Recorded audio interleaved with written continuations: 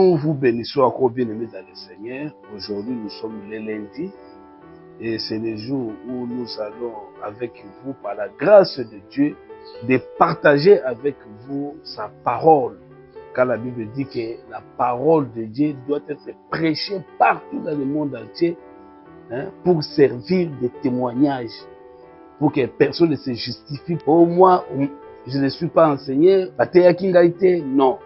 Nous voulons ici avec vous parler des histoires de Dieu et cette parole va demeurer en nous jusqu'au jour où nous serons partis quitter ce monde et jusqu'au moment même que notre esprit va attendre, n'est-ce pas vrai, le son de la trompette pour être ressuscité avec toute cette connaissance que nous avions reçue de la part de Dieu, pour aller à la rencontre de notre Seigneur Jésus-Christ.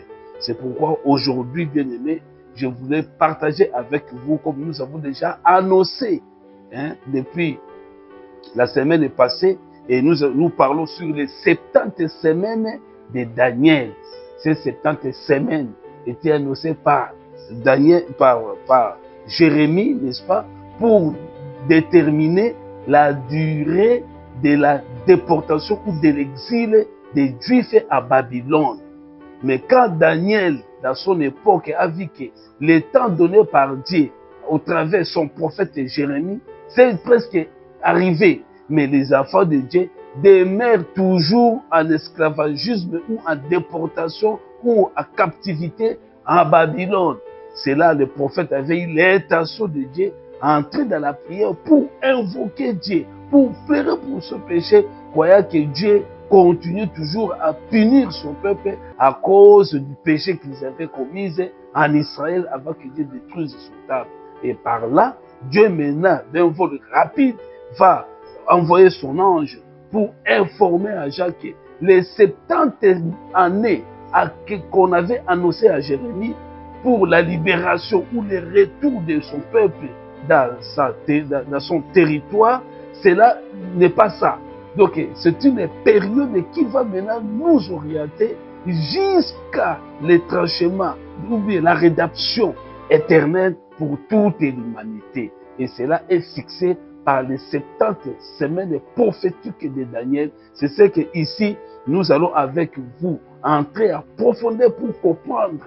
Parce que cela va nous amener jusqu'à loin, le Messie, à la période de l'Église et la grande tribulation et à la fin de toutes choses, la deuxième venue de notre roi, le Messie. Voilà, c'est ce que nous avons déjà commencé. Nous avons vu que Israël n'avait pas l'obéissance envers son Dieu. Le Dieu qu'il avait fait sortir de l'Égypte, Israël n'avait même pas obéi, exécuté les ordonnances sacrées, les ordonnances de Dieu pour se soumettre à ce Dieu, pour que ce Dieu-là puisse lui bénir.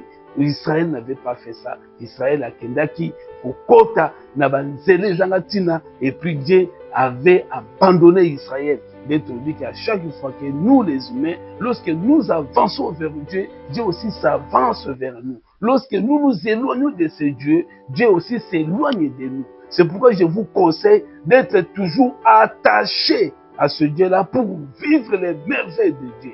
Mais avant de continuer, sujet les 70 années de Jérémie ou 70 semaines prophétiques de Daniel, je voulais un peu récapituler quelque chose d'important, c'est capital, sur les fausses doctrines au travers les siècles. Parce qu'il y a des fausses doctrines dans le but où que les enfants de Dieu basent à la distrait. Au moins, les gens qui prient dans les églises, poison même. Les gens se poisonnent, même criminels pour nous détruire. Et puis l'église est comme qu'on perd vraiment sens parce que l'église a vers la fin. Pour l'église est fin, l'église c'est l'enlèvement. L'enlèvement est la chose vraie et certaine. Au lieu de continuer d'abord avec les 70 semaines prophétiques que nous avons déjà commencé, et maintenant là, on va maintenant parler sur les doctrines, les fausses doctrines au travers les siècles. Oh, et quota, parce que nous avions dit ici, l'Église existe par les fondements, existe par les chants, n'est-ce pas, versés des apôtres. Les apôtres ont payé leur vie parce que Christ a payé puissance et autorité à aller faire de toutes les nations mes disciples.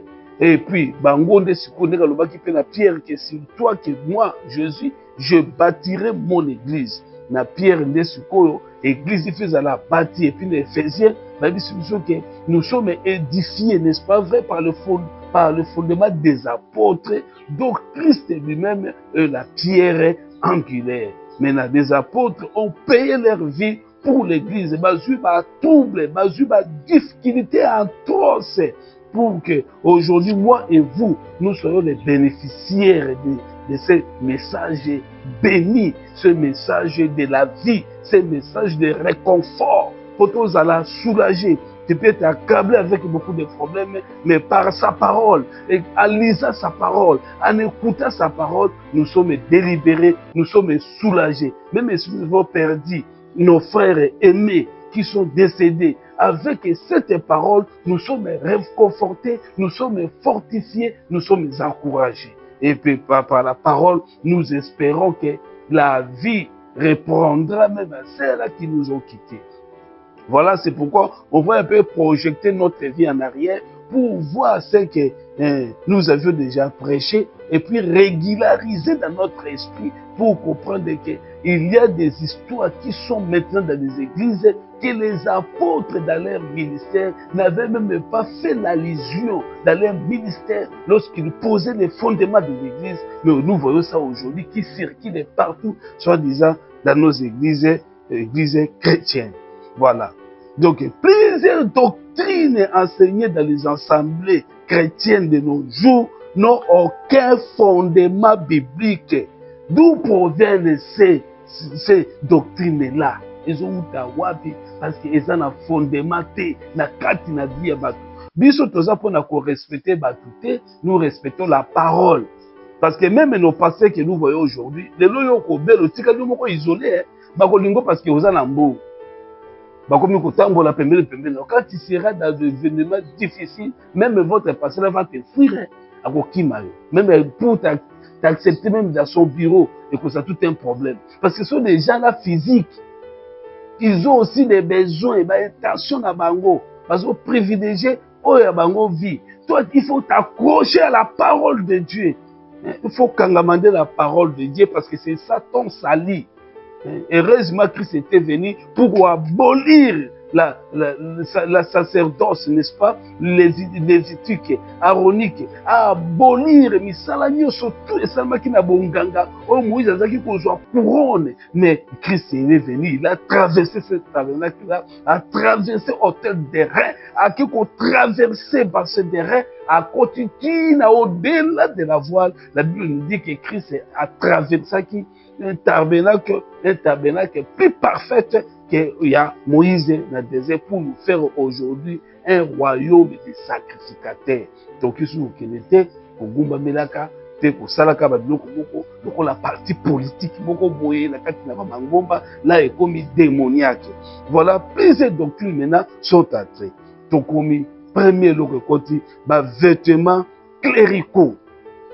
Les vêtements cléricaux, et ça déjà fausse doctrine. Pourquoi? Parce que l'apôtre Batikala jamais n'a vu na bango pour utiliser doctrine wana. Doctrine wana qui avait fait ces doctrines-là, où il y a compte ça qui a Clément d'Alexandrie, né en 150 et a Koufi en 215. À Salika a 65 ans sur la vie. Et puis vers le 2e siècle, l'église universelle na Zélanaye a été installée. Vêtements cléricaux, vêtements cléricaux, ils ont des toge, soutane, col clérical, col pastoral, biloko moko ko différencier pasteur, n'est-ce pas, na assemblée. Ça c'est qui doctrine moko inventée par Clément d'Alexandrie, qui est responsable. Or que Christ nous dit ceci dans Matthieu chapitre 23 verset 5. Qu'est-ce que Christ nous dit là-bas? Il a dit ceci: Et ils portent de larges phylactères. Et ils ont de longues robes dans leur corps. Ils veulent être dans la première place, dans les places publiques, dans les synagogues, pour se faire voir. Nous, ce n'est pas comme ça. Hein? Notre habit, ce n'est pas comme ça.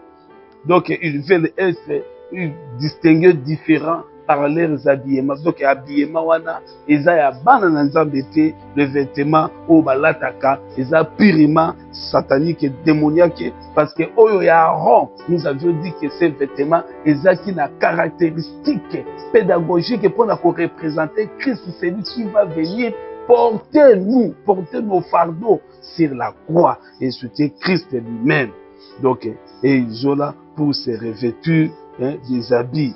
La Bible dit que même la Jacques, à partir de l'habit, il ne faut pas presser quelqu'un. Hein, pour presser quelqu'un, les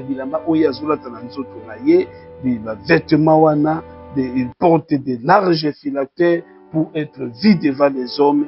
Et ce n'est pas ce que les apôtres avaient fait. Ok, pour nous, notre habit, ce sont les œuvres de justice. Parce que Bible dit qu'ils sont revêtus de phalanges rectors, qui signifie les œuvres justes de saints. Donc, bilamba o eza nzoto te, bilamba la biso eza nde ya esprit, o biso tokolata, poto vivre bonheur de Dieu.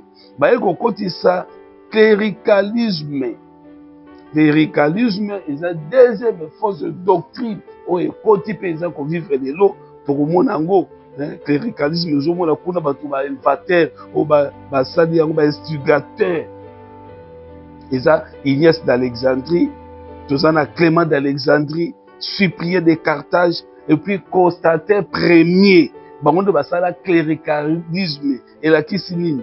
Tendance à vertu de laquelle les clergés sortent du domaine religieux pour se mêler des affaires publiques et politiques afin d'exercer une influence et faire prédominer ses idées. Donc, Moussali Nanzambe, azo tikande suko Moussala naye pour akonta la ma politique, akonta la misala ya politique, akile kopesa ba idée naye pour notre bien cléricalisme, n'est que tozomo na lelo. Président Oyaye Basala Nzambe, ce soit déjà bango la bakeko flatté, ce sont des flatteurs. Mais Oya bango ezaki bongo te bazaki na ba idée, ba pesa na politique, ba tika, n'est-ce pas, continuer na religion, ba bima na domaine oyo ezalaki clé. Mais ce n'est pas ça les apôtres Pierre, Jacques, Jean faisaient. Bango bazalaki soudés, revêtus pe na kati na musala. Yesu tango bakangaki Jésus-Christ, Pierre aye na mbeli akati mutulitoi. Jésus azongisi abi non, remettez. Bitumbo eza bitumbo ya mokili azongisi litoi. Alobi quelque part que mon royaume n'est pas d'ici bas. Ce qui royaume n'a ezaki ya mokili oyo nde la tindi ba ange nanga ba milliards pour ba. Mais tout ça là oyo ba écriture et c'est vrai que ça. Donc nous devons exercer notre ministère, que celui qui est appelé au ministère s'attache à son ministère. Voilà tout le monde, cléricalisme, les religieux voulaient maintenant abandonner, n'est-ce pas vrai, son rôle pour aller s'attacher à la politique et exercer son influence là-bas. Il y a d'autres hommes, l'église, on a passé à un politicien. Là, ce sont des doctrines, c'est ce qui est à Kanzambe Kanda. Il faut s'attacher à ministère, na ministère où Christ a bengeli. Et nous avons aussi le sacerdotalisme, instigateur d'Ango, Ignace d'Antioche, Abotami 35 à 107, Clément de Rome 35 à 100, Cyprien de Carthage 200 à 258, Clément d'Alexandrie 150 à 215. Doctrine reconnaissant les prêtres ou les pasteurs comme intermédiaires entre Elohim et les hommes. Sacerdotalisme ezali doctrine ozolakisaki pasteur nde sikoyo akomi établi un type intermédiaire entre Dieu et les hommes. On a fausse doctrine, ils ont créé na bateau total na baïs d'Alchouana et puis dans le deuxième siècle, vers le deuxième et troisième siècle. Si vous avez 2 Timothée, 1 Timothée 2, 5 à 6, 1 Pierre 5, 2 à 3, balobi na bisonde, pesez les troupeaux de Dieu selon Dieu. Bobatela ba pati na Nzambe, kolanisama na Nzambe. Car il y a un seul Dieu et aussi un seul médiateur intermédiaire entre Dieu et les hommes, Jésus-Christ, homme, qui s'est donné lui-même à rançon pour tous. Donc, l'intermédiaire, ce Dieu lui-même, et ce ne sont pas autres hommes, comme intermédiaire, et sa doctrine, moko, démoniaque, il y a moulili, pour envoûter batou, personne intermédiaire, les alakate, les akaka, Christ est moko. Quatrième doctrine, par contre, si Trinité, wanape, kaka Ignace de Choche, Théophile de Choche, de Théoutiel, et puis Constantin Premier, bayokotia doctrine wana, otobengi yango, Trinité. Donc, 3 personnes à Dieu, Père, Dieu le Père, Dieu le Fils, Dieu le Saint-Esprit, bakotia comme état doctrine na bangomba. Et puis, le logement de l'église, mingi, baza ko croire nango, ok. Surtout, tant la Deutéronome chapitre 6, verset 4, babi na biso, écoute Israël, l'Éternel notre Dieu est le seul et unique. Trinité exaltée, ils ont la puissance de mon côté. Marc chapitre 12, verset 29, babi na biso, le Seigneur notre Dieu est l'unique Seigneur. Donc, yé moko azali, dans Jean chapitre 10, verset 30, babi na biso, moi et le Père, nous sommes un. Donc, Jésus-Christ, c'est Dieu lui-même. La Trinité, 1 Jean 5, verset 5. Nous savons aussi que le Fils de Dieu est venu et qui nous a donné l'intelligence pour connaître les véritables, et nous sommes dans les véritables en son Fils Jésus-Christ, c'est lui qui est le Dieu véritable et la vie éternelle. Donc, par là, nous comprenons que la Trinité n'a pas de place parce que Christ lui-même est le Saint-Esprit, Christ lui-même est le Dieu, et Dieu lui-même est le Christ. Donc, moi et le Père, nous sommes un. Et puis, ils ont introduit encore les prières adressées aux saints. Ma prière au monde de la Kabasantu. Donc, tu es Clément de Rome, Clément d'Alexandre et Tertullien. Donc, Tertullien a terminé à 160, 220, 150 à 115, Clément d'Alexandrie, 35 et à 100, Clément de Rome. Donc, ces gens-là, ces personnes-là, bazali pe koumbe na vie, bazo kufona ba 60 ans, 65 ans, 70 ans, 72 ans. Mais bazo saba makambo wana obeka bango ba père de religion.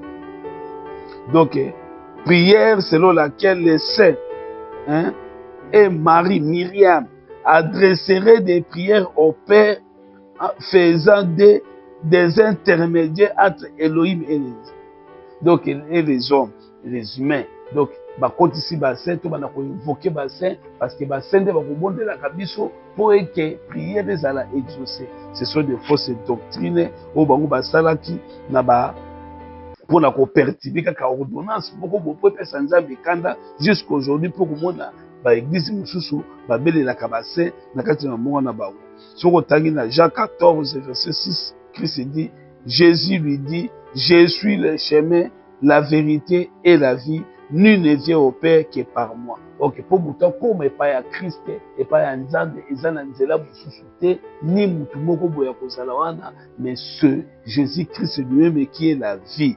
Il y a de salut en aucun autre nom. Comme mususu ezate oyoki ko telema pona koya kopesa biso, n'est-ce pas vrai?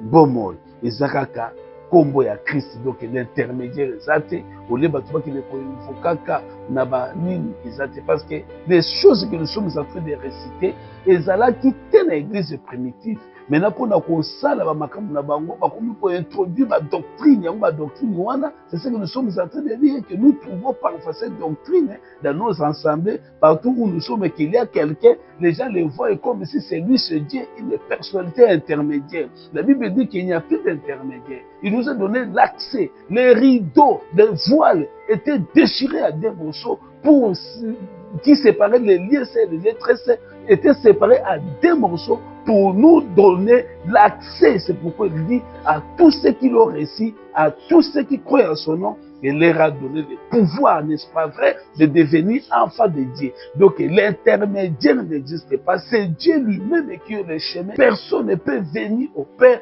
que par lui-même, Jésus-Christ. Voilà. Nous avons encore notre doctrine, on dit l'évêque ou le pasteur comme chef. Ils ont nommé pasteur ou bien évêque a commis chef de l'église.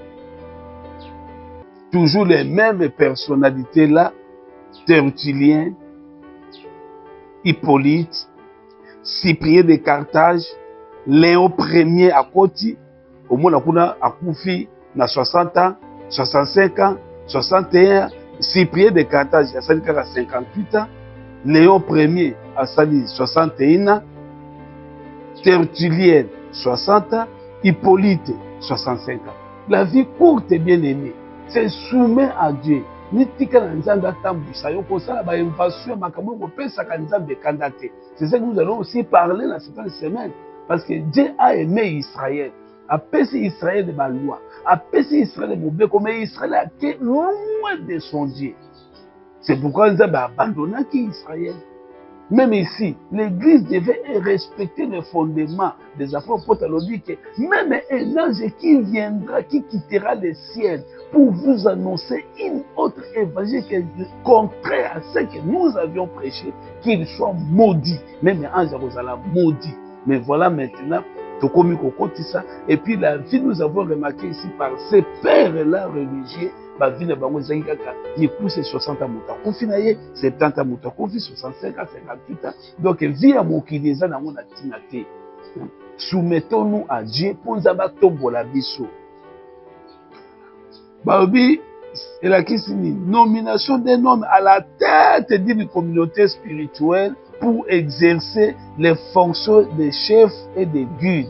Donc, comme il faut nommer, la chef spirituel, nakati na l'église. Yango tozomona awa nyonso etondi ba chef foli comme église na yo, okomi chef spirituel. Obengisi mo bandimi na yo, yo wana omi komisi tata ya molimo. OK, père spirituel, ce sont les gens où bazoma ba doctrine mususu oyo ba apôtre ba yeba yango te. Neti ba oyo baza ba père spirituel parce que baza ko kotisa ba doctrine, n'est-ce pas vrai, nakati na assemblée de Dieu oyo ezalaki assemblée primitive. Église primitive. Nous avons passé un mot contre partir à Zoloba, que quand on parle de l'église catholique, il y a l'église qui est apôtre parce que catholique est ici universel. Nous ne confondons pas des choses. L'église catholique, il y a un romain. L'église, c'est que l'église qui est apôtre, l'église est primitive. Bien sûr, les gens universels, parce qu'il faut que partout dans le monde entier, ils annoncent pour évangéliser, ils annoncent. Mais le terme est là, ils ont la propriété pour Nabango. Là-bas, c'était l'église primitive, du début, du première saison. L'église Banda qui n'a fondement, comment est-ce que l'église peut fonctionner, et puis comment est-ce que l'église peut vivre par rapport à l'apôtre, à la salut, à la message. Voilà. Donc ce n'est pas l'église catholique et romaine, non, ce n'est pas l'église catholique et des apôtres, non. Là, c'était l'église primitive. Il y a toujours le bélango, que bango batika qui ba doctrine te, la doctrine surtout yo, il y a qu'on nommé ba chef, même bango tango bazaki wana parmi des apôtres. Apôtres moko tazala qui supérieur à apôtres mususu et tous travaillaient. Bébé que tozaka ba membres unis pour que nous conformer un corps de Christ. Tout fondé des fondements. Parce qu'il avait la loi, il fallait qu'on rejure. Il fallait abolir la loi pour introduire une grâce à travers un message. Ce n'était pas facile, bien aimé, c'était des combats atroces pour des apôtres. Hein? Donc, maintenant, tant que l'église est comme vous allez réorganiser dans le na bango, ba comme ko tchaka tchaka ba doctrine autre zotanga awa, ba comme ko nommer ba pasteur comme aujourd'hui aussi ou même chez nous, nous voyons que bazala ba archevêque, au biso dozali archbishop, mais de éviter ce que la question bazala ba titre na bango, ba titre oyo ba toma na biso, o ba enseigner biso la bonne nouvelle, ba tigala ko sala ya moti. Éphésiens 4, 11. Il a donné les uns comme apôtres, les autres comme prophètes, tout ça. Tu dis qu'il appelle ça pour exercer, pour la salir à Batunyoso. Et puis nous avions dit encore, apôtre Paul, lors de la conclusion, n'est-ce pas, de son premier voyage, la Bible dit qu'il renoue déjà et il nomma les anciens pour bâtir la surveillance, n'est-ce pas vrai, la doctrine, dans l'acte des apôtres, chapitre 14, verset 23, où il désignait des anciens, pour que ces gens-là puissent maintenant perpétuer doctrine, il y a fondement de l'église, va surveiller, va socle nango pour que mutu mokote aya ko bebisa doctrine wana, parce que dans cette doctrine là, nde enlèvement de l'église ezali, nde ba récompense ya ba justice, ya ba juste ezali, na ya kati ya ba enseignement wana, nde baza ko faire voir na biso que seconde venue ya Messie, au Christ akoya na cheval de blanc, habillé na bilamba ya rouge, pe na bunoko na ye pour exercer jugement, il y a justice et puis jugement final. Donc doctrine wana il fallait ezala bien garder pour de suite il y a ba persécution c'est qui un élément eza ko permettre na ba disciples ba me ko bimisa évangile à Jérusalem. Pour lui, le bagi qui est à Jérusalem, la Judée, la Galilée, partout dans la extrémité de la terre, mais qu'on lui demande des exemples de la persécution, de la arrestation, de la tuerie, de la crime. Oh, tout le monde, bazali ko kufa bi ki tango tena kufi, ba tu bazaki disperser na ba Samarie partout, pe bazali ko évangéliser la bonne nouvelle du royaume. Donc ba komi ko tia la doctrine comme kokota, ba komi ko nommer ba tu ba ko supérieur l'église na expérimenter l'église était pour Christ et moko meta mwana na Nzambe. Jésus-Christ est venu. La Bible dit qu'il a vu Pierre comme ko sukolande Pierre makulu. Pierre le dit non, ne faites pas ça, ngani na ko sukolo makulu yo sukolanga ba ko ta Bible leçon faire accomplir les écritures. Yo bakamona zo sala tebe tu vas comprendre ça plus tard. Christ a botama na vierge, a botami na guye Saint-Esprit revêtu na puissance, mais azo sukola ba Pierre ba Zébédée ba Jacques ba tumoko ya sie makolo na bango pour essuyer bango yango. Bino boko sala ngote avec beaucoup d'orgueil. Ya ota ba ko nommer bango ba ko ba Superman ni kolo ya ba nyonso wana ko musika. Ya ota parler sur la tendance ya ba terme laïque ezaki bato bazaki ko exercer fonction mon côté. Bon ben on va laïque.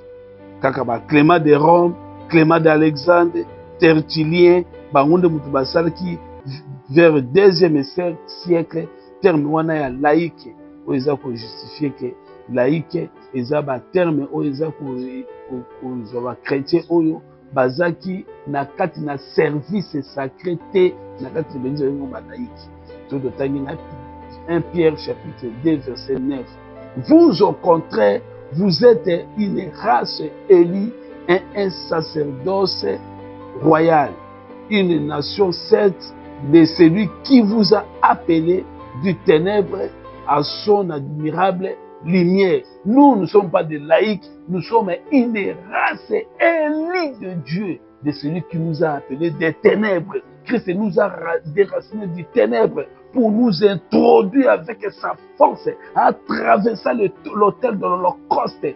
Sur la croix, Christ a porté sa croix et il s'est exposé de 12h à 15h sur la croix pour nous doter cette vie-là, pour nous confirmer que nous sommes une race royale. Mais laïque, c'est-à-dire que ces gens-là n'avaient pas droit à exercer, n'est-ce pas, dans l'ecclésiastique, à exercer ma fonction. Et puis, ça qui n'a pas tort, mais clergé, et ça qui n'est pas clergé, qui signifie maintenant l'ensemble des ecclésiastiques, personnes ayant une fonction religieuse d'une région ou d'un pays, ce sont les gens maintenant qui exerçaient leurs fonctions dans l'église. Les gens qui ont la fausse doctrine, nous ne sommes pas dans ce système-là, nous ne sommes pas dans ce système-là. Nous ici, nous sommes dans le système de Dieu où Christ nous a élus et Christ nous a fait un royaume des sacrificateurs pour son Dieu. Et puis, et ce qui a été, pour ça, là, école de formation.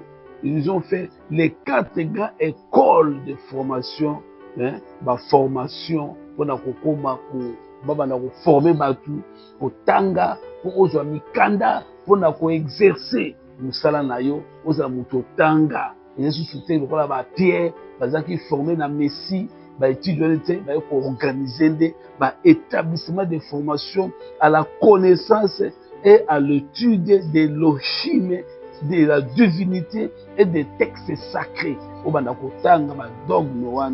Donc la Bible dit ceci, Jean 14, verset 26. Le consolateur, l'Esprit Saint, que le Père enverra en mon nom, vous enseignera toutes choses et vous rappellera tout ce que je vous ai dit. Donc c'est le Saint-Esprit qui est notre école, c'est lui qui nous enseigne. Il y a des choses qui doctrine, oh, ils ont été. Oh, bazo ça, vous avez pratique, il y a monde, il y a moulili. Oh, ils ont ça, vous avez pratique, il y a risque, il y a diable. Azolo bana Christ, que tout cela m'a été donné. Je donne à qui je veux. Les risques du serpent. Oh, que l'autorité et l'affection du Père se reposent à qui? En Christ. Mais lui, il veut nous mentir avec les mensonges. C'est le père des mensonges. Quand il ment, il prononce cela, ça provient jusqu'au fond de son âme. Donc, nous ne sommes pas là. L'école de la formation, c'est le Saint-Esprit. Alors, dit qu'il y aura un temps où personne enseignera son concitoyen. Connaît-il le Seigneur? Parce que les écrits de Dieu seront gravés dans nos cœurs. Abina Jérémie, j'enlèverai le cœur de pierre et je mettrai à vous un cœur où j'écrirai mes commandements. À cette époque-là viendra, personne enseignera son frère. Connais-tu Dieu? Parce que à Kolongola, écouter maintenant, et comme formation, école épiscopale, école monastique, école fungwami, établissement de formation, établissement de connaissance, établissement il y a quoi reconnaître autorité à Elohim, établissement il y a divinité, il y a texte sacré, il y a divinité, il y a texte sacré, et ça école où il y a qui fungwama, n'est-ce pas vrai? Pour nakoya ko distrait kaka bato ba connaissance théologique au bango bazanango, école scolastique, établissement de formation à la connaissance et à l'étude de l'Elohim, de la divinité et des textes sacrés. Bato ba ko bimisa ngo zande ba Thomas ba mutu ba bimisa ba biloko wana na vers le 13e siècle, ba école pastorale bato ba ko tanga. Tout le monde peut y aller, il faut otanga, il faut otanga wapi ozana diplôme ni ba passer mingi ba kota pe na ba école ya ba formation ba koma ba grand théologien ba omona azolo bano moi je suis licencié en théologie alors pe ça ba titre o ya zana ki ba formation biloko wana tout eza partie na ba fausse doctrine. Donc, école pastorale, établissement de formation à la connaissance et à l'étude de Elohim. De même que le ciel est séparé de la terre, de même mes passés s'éloignent de vous. Donc, sagesse yanza, ça qu'on s'éloigne d'abisso, de même que le ciel et la terre se sont éloignés. Nous avons pensé dans on va dire que lui, ils sont de la pensée de l'esprit. Hier, comment mais basali ba école pour la kutanga Elohim. Pour la Elohim, on les a pensé purement démoniaque ou yaki na ba école, ba école théologique na Alexandrie et puis na Church des écoles et bimikuna Alexandrie Pena Church au Bazo Sala, l'intervention de formation à la connaissance et l'étude de l'Elohim et à la divinité des textes sacrés basés sur les modèles des écoles philosophiques grecques. Donc on a tout et koti mingi verset biblique. Vous trouvez ça 1 Corinthiens chapitre 2 verset 13. Et nous en parlerons non avec des discours qu'enseigne la sagesse humaine, mais avec ceux qu'enseigne l'esprit, employant un langage spirituel pour les choses spirituelles. Donc nous, c'est l'esprit qui nous enseigne. Et puis, dixième, ordination ou dotation sacerdotale, pour la communion, ils ont un rite, un sacrement, ou un kotisa, na kati na bamangomba na bango, pour la tordre de sens, bimbi si religion, ok, babina Moïse fait selon le modèle que tu avais vu sur la montagne.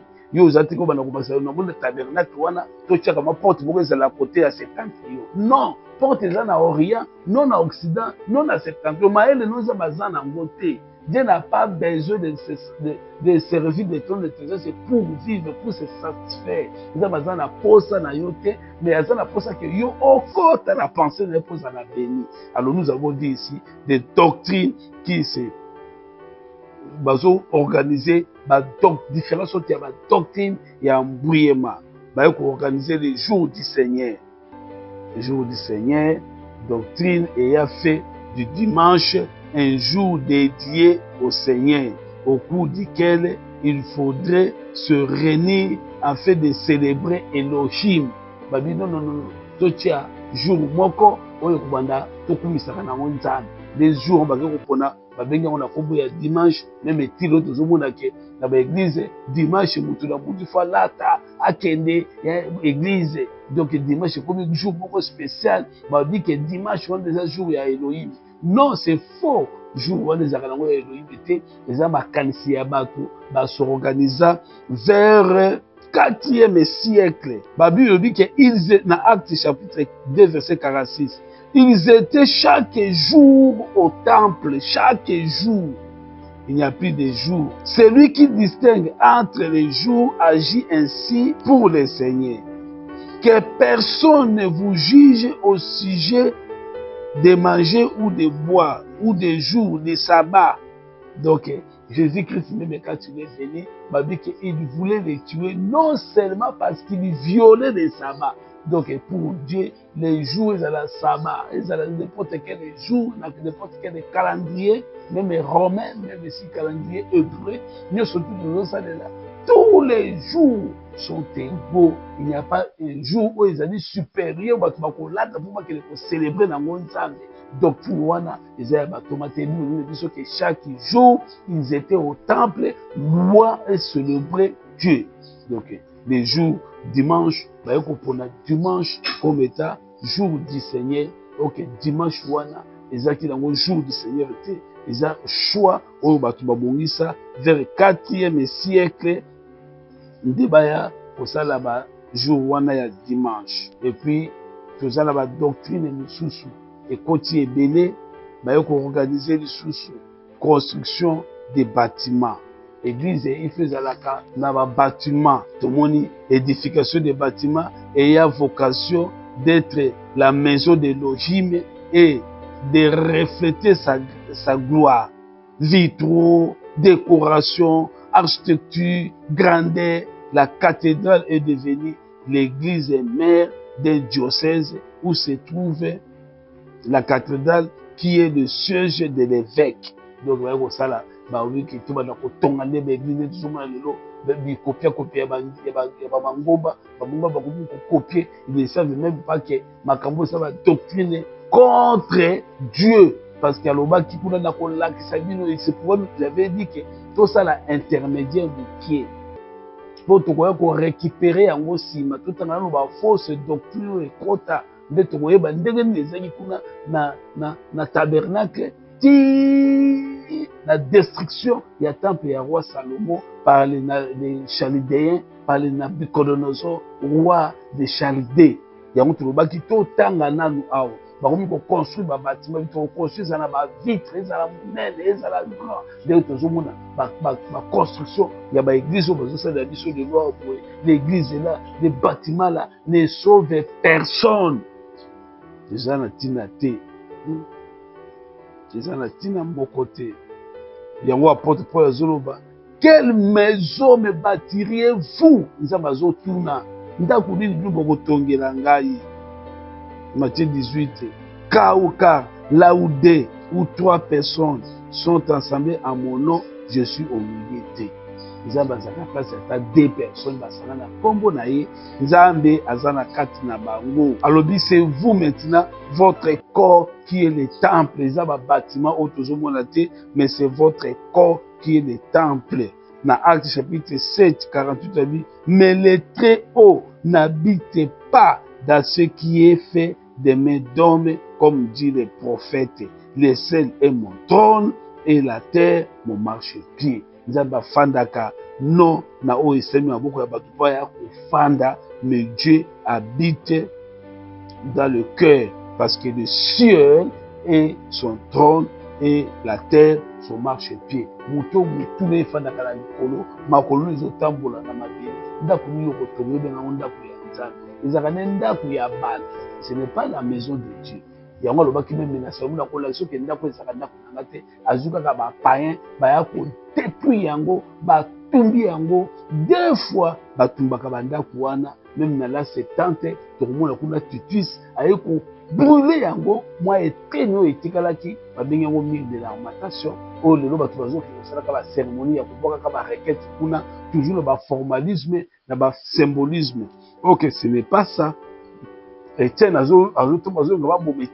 Etienne azopesa discours pour faire ressortir Christ au milieu à centre ya évangile, au milieu à centre ya toutes les choses. Nda bandi koloba ke Nzambe oyo asala likolo pe na se afandaka na maboko na biloko batonga maboko ya bato te, ya sala na maboko ya Nzambe.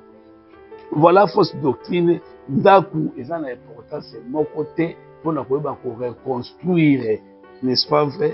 Pour reconstruire une maison de Dieu. Donc la doctrine mususu ezali doctrine ya couverture spirituelle. Doctrine selon laquelle chaque chrétien devrait prier pour avoir un berger, une sorte de guide dont le rôle serait de les conseiller, de l'orienter et surtout de partager, de les protéger contre Satan.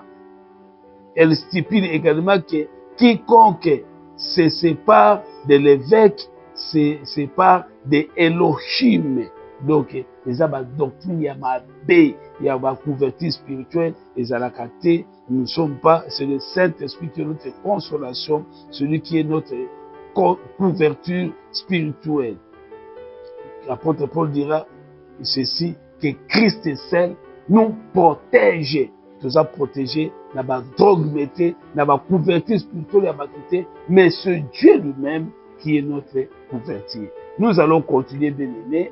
Je vous laisse un temps de méditer pour que nous terminons, n'est-ce pas, avec vous, ces récits de fausses doctrines qui sont entrées pour perturber notre vie spirituelle, afin que nous perdions, n'est-ce pas, l'énergie de la vocation céleste.